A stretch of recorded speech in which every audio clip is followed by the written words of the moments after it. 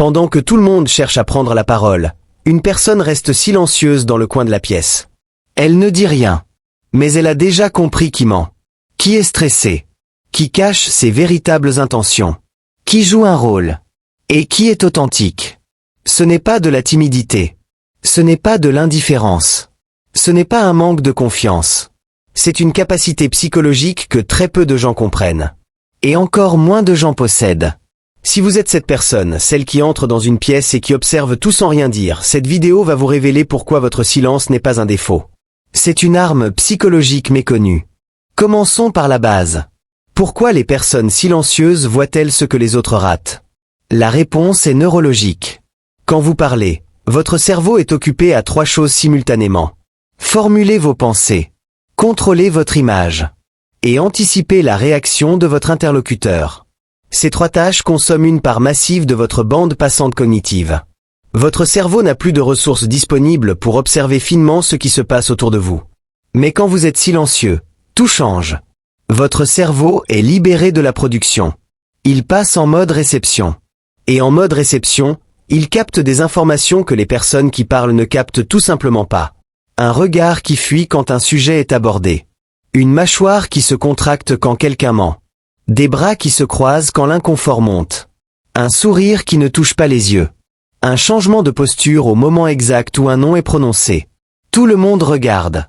Mais seuls les silencieux voient. C'est la différence fondamentale. Regarder, c'est passif. Observer, c'est actif.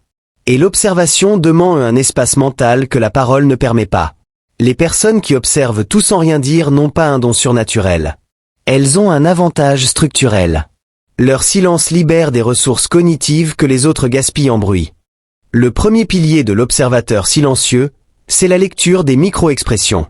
Les micro-expressions sont des mouvements faciaux involontaires qui durent moins d'une demi-seconde.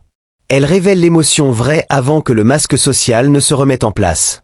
Quelqu'un vous dit « je vais bien », mais pendant un quart de seconde, sa bouche s'abaisse et ses sourcils se contractent. C'est la tristesse, flashée pendant un instant, avant que le sourire ne revienne. La plupart des gens ne captent jamais ces signaux. Ils sont trop occupés à réfléchir à ce qu'ils vont dire ensuite. Trop occupés à formuler leurs propres pensées. Leur regard est tourné vers l'intérieur, même quand ils vous regardent.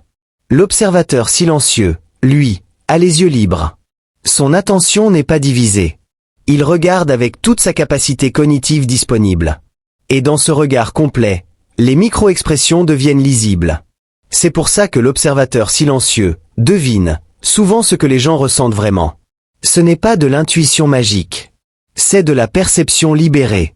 Son cerveau traite des informations que les autres cerveaux n'ont pas la bande passante pour capter. C'est aussi pour ça que ces personnes sont souvent mal à l'aise dans les conversations de groupe. Parce qu'elles voient trop. Elles voient le décalage entre ce que les gens disent et ce qu'ils ressentent. Et ce décalage peut être épuisant à porter. Le deuxième pilier, c'est le filtrage profond de l'information. Quand la plupart des gens vivent un événement, une réunion, un dîner, une conversation, ils retiennent la surface. Les mots prononcés, les faits énoncés, le contenu explicite. L'observateur silencieux retient autre chose. Il retient les dynamiques. Qui a parlé en premier et pourquoi?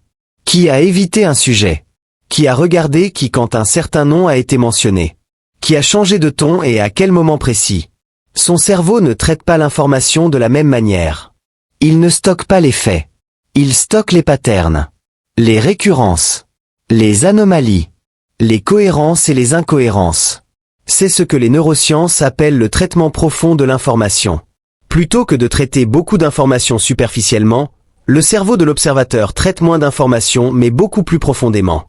C'est pour ça que les observateurs silencieux ont souvent besoin de temps seul après une interaction sociale. Ce n'est pas de la fatigue ordinaire. C'est du temps de traitement. Leur cerveau est en train de digérer toutes les données collectées. De les trier. De les connecter. De les interpréter. Et quand ce traitement est terminé, ils arrivent à des conclusions que les autres n'atteindront jamais. Parce qu'ils travaillent avec des données que les autres n'ont même pas collectées. C'est l'avantage invisible. Les données étaient là, accessibles à tout le monde. Mais seul l'observateur les a captées. Le troisième pilier est le plus pragmatique. C'est l'avantage stratégique du silence. Dans toute interaction, qu'elle soit professionnelle, amicale ou amoureuse, celui qui parle se dévoile. Chaque mot révèle une intention. Chaque phrase trahit une priorité. Chaque argument expose une faiblesse. Celui qui se tait accumule ses informations sans rien donner en retour. Ce n'est pas de la manipulation. C'est de la stratégie naturelle. L'observateur ne se tait pas pour piéger les gens. Il se tait parce que c'est sa nature. Mais l'effet est le même. Il connaît les positions de tout le monde avant que quiconque ne connaisse la sienne. Dans une négociation, c'est un avantage décisif. La personne qui parle en premier fixe un point d'ancrage et révèle son seuil. La personne qui écoute en premier comprend les leviers de l'autre sans avoir montré les siens. Dans une relation, c'est ce qui rend les observateurs si profonds. Ils ne posent pas de questions banales. Quand ils posent une question, c'est la bonne. Celle qui va droit au cœur. Celle que personne d'autre n'aurait osé poser ou n'aurait pensé à poser. Parce qu'ils ont déjà les réponses aux questions évidentes. Ils les ont obtenues en observant. Et quand l'observateur décide finalement de parler, son timing est précis. Il ne gaspille pas ses mots. Il attend le moment exact où son intervention aura le maximum d'impact. Et quand il parle, les gens écoutent. Parce qu'un mot rare a plus de poids qu'un flot continu. Le silence n'est pas l'absence de pouvoir. C'est la forme la plus concentrée du. Arrêtons-nous ici un instant. Parce qu'il y a quelque chose de plus profond à dire. Si vous vous reconnaissez dans cette vidéo, il y a de fortes chances que le monde ait passé des années à essayer de vous corriger. À l'école, on vous a dit que vous ne participiez pas assez. Au travail, on vous a reproché de ne pas être assez visible. En société, on vous a demandé pourquoi vous ne parliez pas plus. Vos parents, vos professeurs, vos collègues, tous avaient la même inquiétude. Quelque chose ne va pas chez cette personne. Elle est trop silencieuse. Et vous avez intériorisé ce message. Vous avez commencé à croire que votre silence était un problème. Que vous deviez parler plus. Vous montrer plus. Faire plus de bruit. Mais aujourd'hui, posez-vous cette question. Et si tout ce que le monde appelle votre faiblesse était en réalité votre plus grande force? Votre silence vous permet de voir ce que les autres ratent. Votre observation vous donne accès à des informations que les autres n'ont pas. Votre patience vous permet d'agir au bon moment plutôt qu'au premier moment. Ce que le monde appelle passivité, la psychologie l'appelle intelligence réceptive. Ce que le monde appelle trop silencieux, la recherche l'appelle traitement profond. Ce que le monde appelle distant, les neurosciences l'appellent observation stratégique. Vous n'avez pas un défaut. Vous avez un avantage. Et la première étape pour l'utiliser, c'est de cesser d'avoir honte de le posséder. Mais il serait malhonnête de ne montrer que le côté lumineux. Parce que voir tout a un coût. Et personne n'en parle.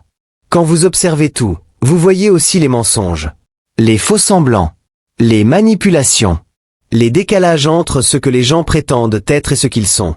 Et cette lucidité permanente peut devenir épuisante. Vous voyez quand un ami sourit mais souffre. Vous voyez quand un collègue dit oui mais pense non. Vous voyez quand quelqu'un ment à tout le monde et que personne ne s'en rend compte. Et vous ne pouvez pas toujours le dire. Parce que si vous le dites, on vous demandera « Comment tu sais ?» Et votre réponse « J'ai observé » ne sera pas comprise. C'est la solitude spécifique de l'observateur. Voir ce que personne ne voit, savoir ce que personne ne sait, et ne pouvoir le partager avec personne. Et il y a un deuxième coup. Quand vous observez tout chez les autres, vous avez tendance à vous observer vous-même avec la même intensité. Chaque mot que vous dites est analysé. Chaque interaction est repassée. Chaque erreur est amplifiée. L'observateur tourne parfois son propre regard sur lui-même, et ce regard peut devenir impitoyable. Il est important de le savoir. Et il est important d'apprendre à poser le regard. À choisir quand observer et quand simplement vivre. Sans analyser. Sans décoder. Parfois, le plus grand acte de force pour un observateur, c'est de s'autoriser à ne pas tout voir. Si vous faites partie de ces observateurs de l'ombre, voici ce que je veux que vous reteniez. Votre silence n'est pas un vide. C'est un espace de perception que la plupart des gens ne possèdent pas. Votre discrétion n'est pas de la faiblesse. C'est la forme la plus efficace de l'intelligence sociale. Et votre regard, ce regard qui capte tout, qui analyse tout, qui comprend tout est un don. Pas une malédiction. Un don. Alors cessez d'essayer de parler plus fort. Cessez d'essayer de prendre plus de place. Le monde a assez de bruit. Ce dont il manque, ce sont des personnes capables de voir clair dans le chaos. Et c'est exactement ce que vous faites.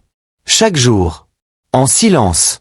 Si cette analyse vous a aidé à mieux vous comprendre, abonnez-vous à Comprendre ton esprit pour ne plus jamais douter de votre nature. Et dites-moi en commentaire, quel est le détail que vous avez observé récemment et que personne d'autre n'a vu? À très bientôt.